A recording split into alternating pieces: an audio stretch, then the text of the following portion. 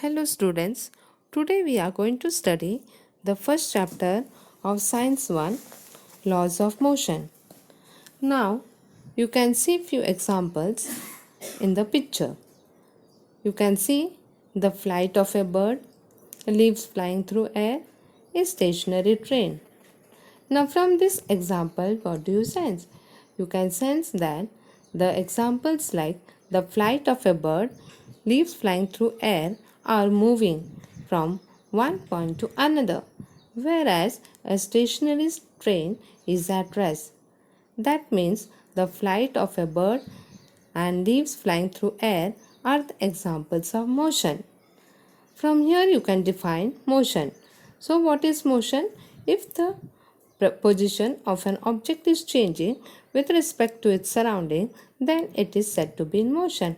Otherwise, it is said to be at rest, as in the case of the stationary train. Now, children, we see the motion of several objects every day. Sometimes we cannot see the motion of an object directly, as in the case of a breeze, which is shown in the picture. Now, children, motion is a relative concept which you have already learned earlier. Now, we shall understand this concept through three examples.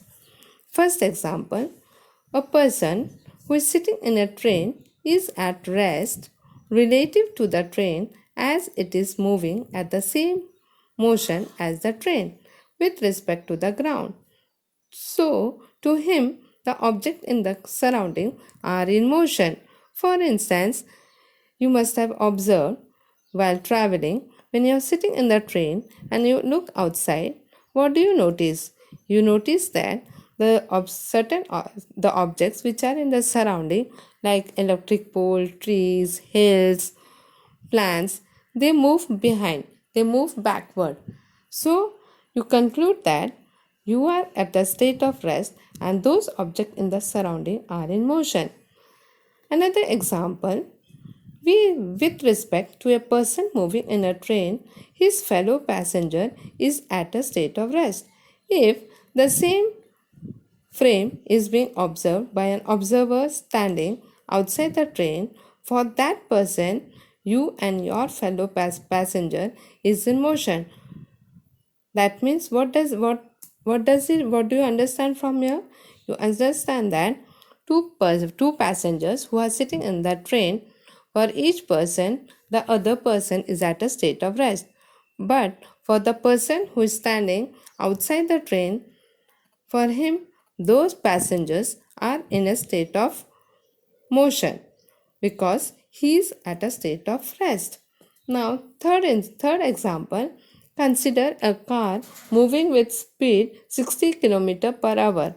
Now, here the person inside the car, to him the car is at rest because he is also moving with the speed of 60 km per hour. But according to a person who is standing on a road, he observes the car moving with 60 km per hour speed because he is at rest. So there are many more examples. So from this example, you can conclude that motion is a relative concept.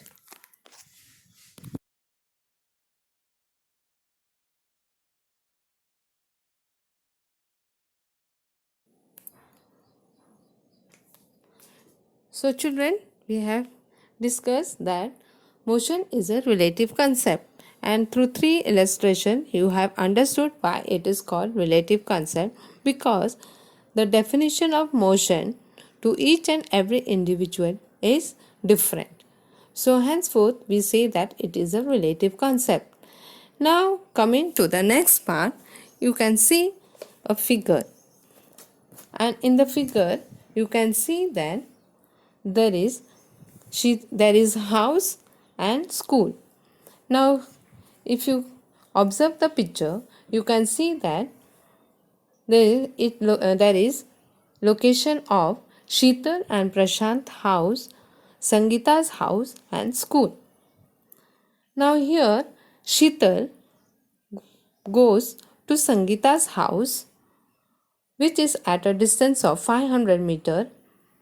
Then from Sangita's house, she goes to school, which is at a distance of 1200 meter. So she travels total distance of 1700 meter. But Prashant goes straight from home to school. So he travels a distance of 1300 meter. Now children, from this figure or from this picture, who will take less time to reach school? It is Prashant, because he he covers a distance of 1300 meter. So that is minimum distance. This in other term is known as displacement. Though Prashant covered 1300 meter while starting from his house to school and from school to house again 1300 meter, his displacement is 0, because while covering the distance from starting to end and back to starting point, he is not out of place. That is, there is no displacement for his motion, because displacement is a vector quantity. So it has a magnitude as well as direction. Now we know what is vector quantity. The vector quantity is a quantity which has both magnitude and direction. So in this case, what happened, that is 1300 meter while going cancels 1300 meter while coming back. Hence the displacement is 0. But what is the distance? Distance is 1700 meter, that is covered by Sheetal. Hence from here we can define what is distance and what is displacement. So distance is the length of the actual path traveled by an object in motion while going from one point to another. Displacement is the minimum distance between the starting and finishing point. Now another example that you can see in a picture, that is in a circular field having a radius 7 meter.